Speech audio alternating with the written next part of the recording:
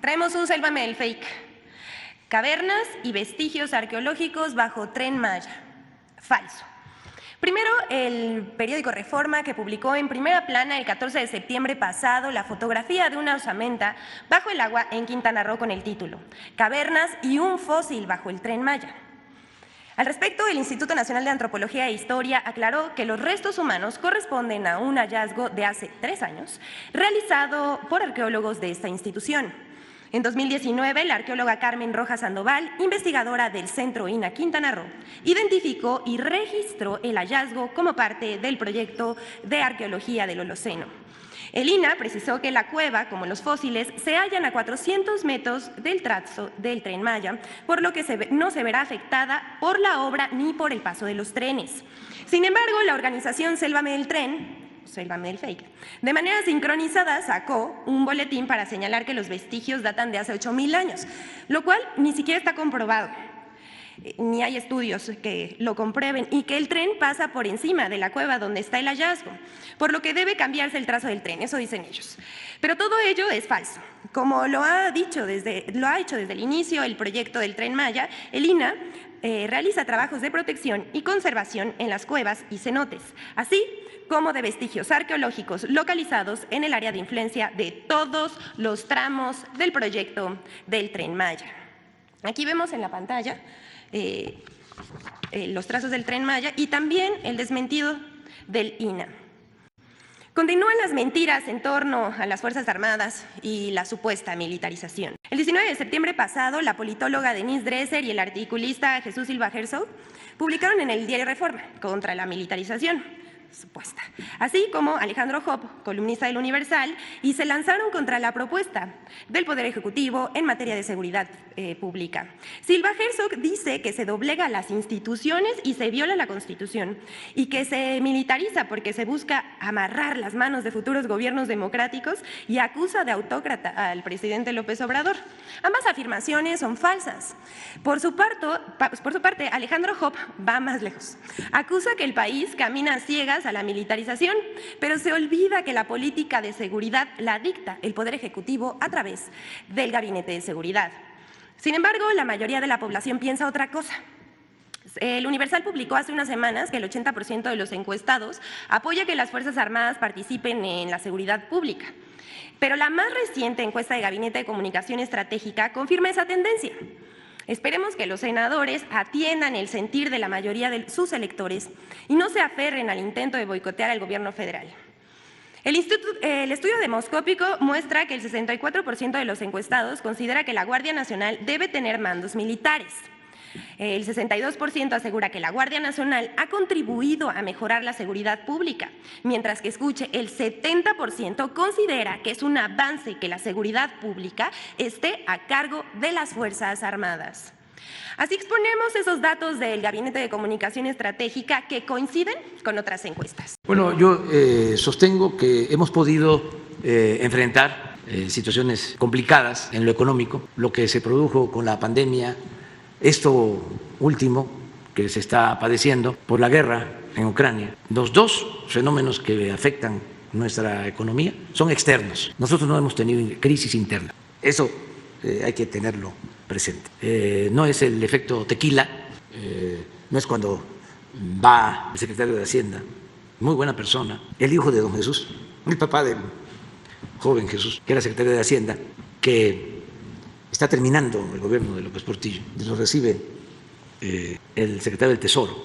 Había devaluación, fuga de capital, una situación tremenda, y lo recibe hasta de manera majadera, con los pies arriba del escritorio.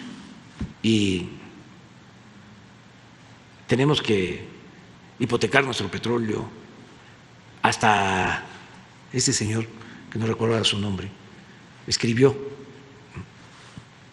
en sus memorias el hecho de cómo nos salvaron, pero el precio que tuvimos que pagar.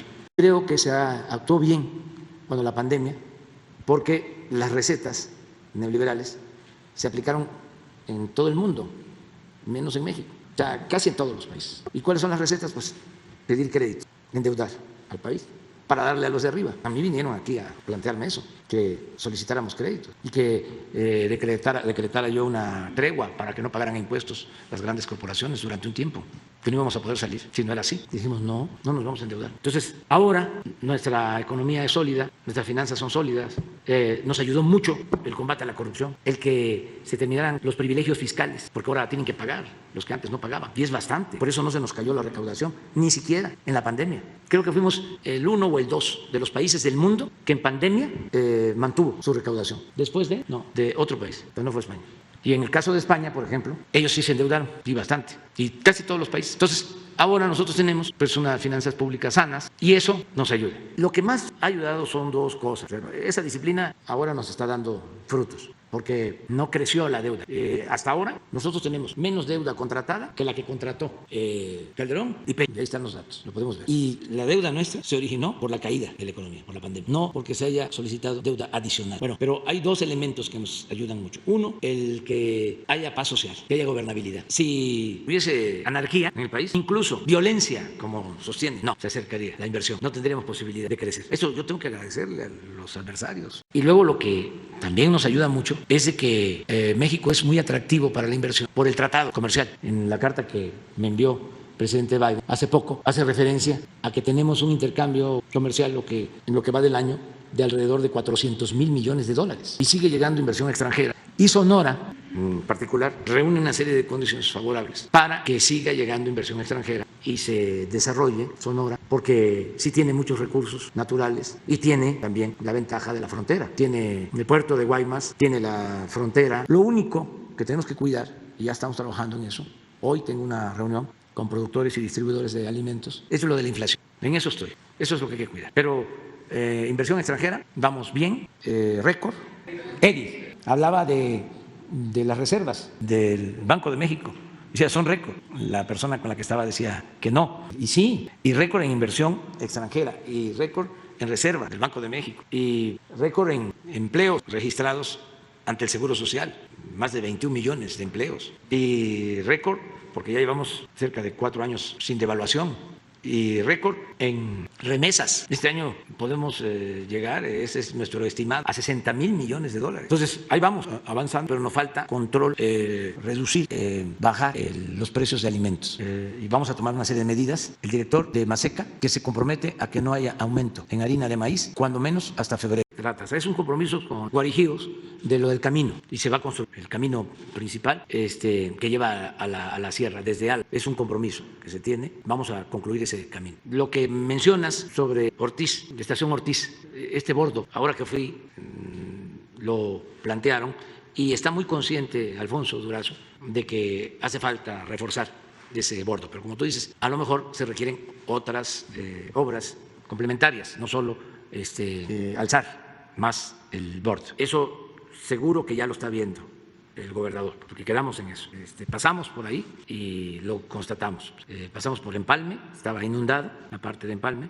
También es que ahí en Empalme, precisamente saliendo de Guaymas, se pusieron a hacer un muro y creo yo que eso también causó retención de agua, que el agua tiene memoria y donde es muy plano, si se pone un muro hay una represa, ¿sí? Pero más que nada se atribuye a este bordo de Ortiz. Eso lo planteó ahí Alfonso y se va a atender. Y lo de Agua Prieta también le vamos a pedir a Alfonso y al licenciado Bartlett que vea este asunto. En Agua Prieta terminamos con una clínica del Seguro Social, está la universidad, una obra importante en el caso de Agua Prieta es el camino de Agua Prieta a Bavispe, que va avanzando, llevar un 70% de avance, sobre todo se está avanzando en la construcción de los puentes. Se hace resolver el problema de un amparo que impedía ahí la construcción de un puente, no solo en México, en el mundo. Inventaron los de las nuevas políticas públicas, ¿no? Y no atendieron lo fundamental, que era la monstruosa desigualdad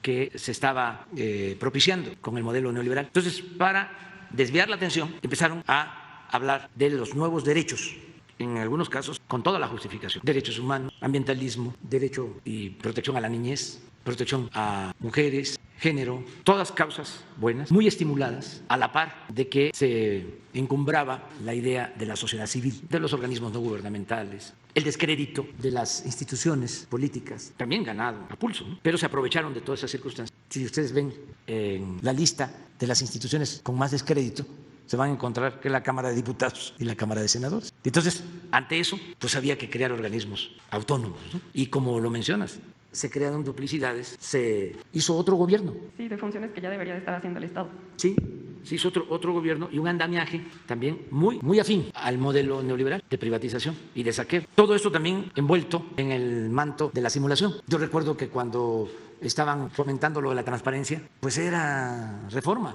y los intelectuales de Reforma los que más hablaban de la autonomía y del Instituto de la Transparencia y también del Instituto Anticorrupción y también del Instituto de las Comunicaciones. Bueno, de ahí salió, nada más que en lo electoral, el director del INE, porque yo sí quiero un día aquí poner la lista de todos estos organismos autónomos, entre comillas, porque está bien eso de autónomos, es un decir, son autónomos del pueblo, no de los grupos de intereses que defienden. Entonces, sería muy bueno saber cómo se crearon, cuándo se crearon, cuánto cuesta mantenerlos, esto que acabas de mencionar, cuánto ganan los funcionarios, qué hacen y cuáles son los resultados. Y aquí hemos hablado de la competencia, el Instituto de la Competencia.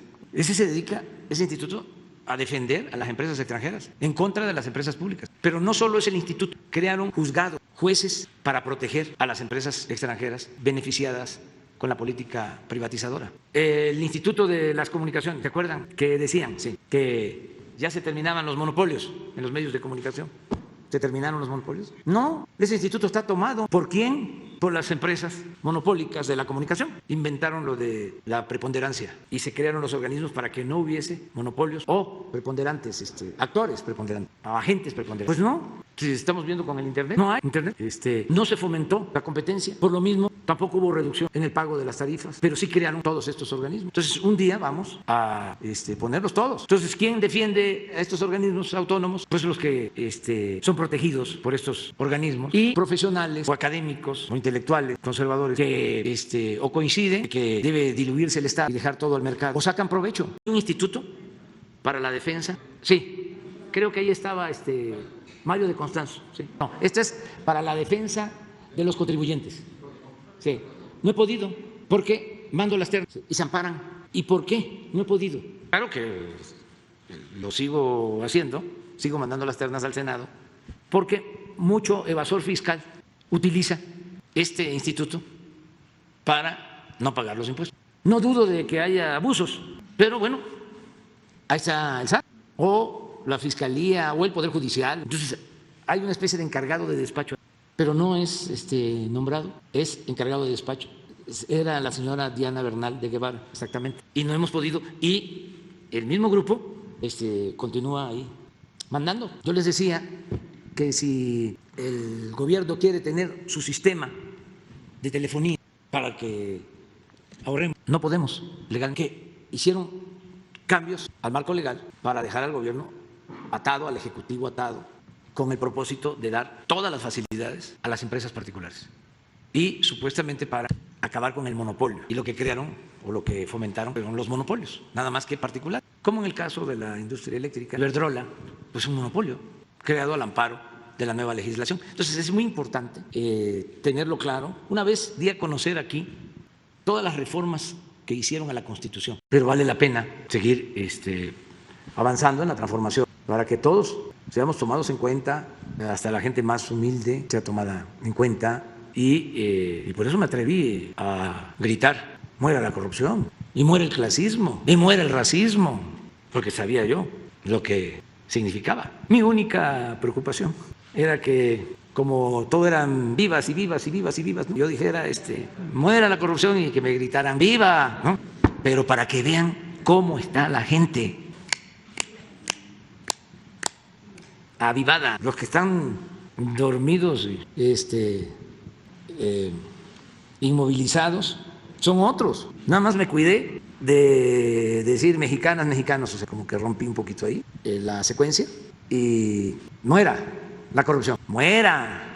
Y ya cuando escuché el primer muera, yo dije, no, pues vamos con el segundo y vamos con el tercero. Pero es por eso. Entonces, la gente está muy consciente y hay que seguir adelante.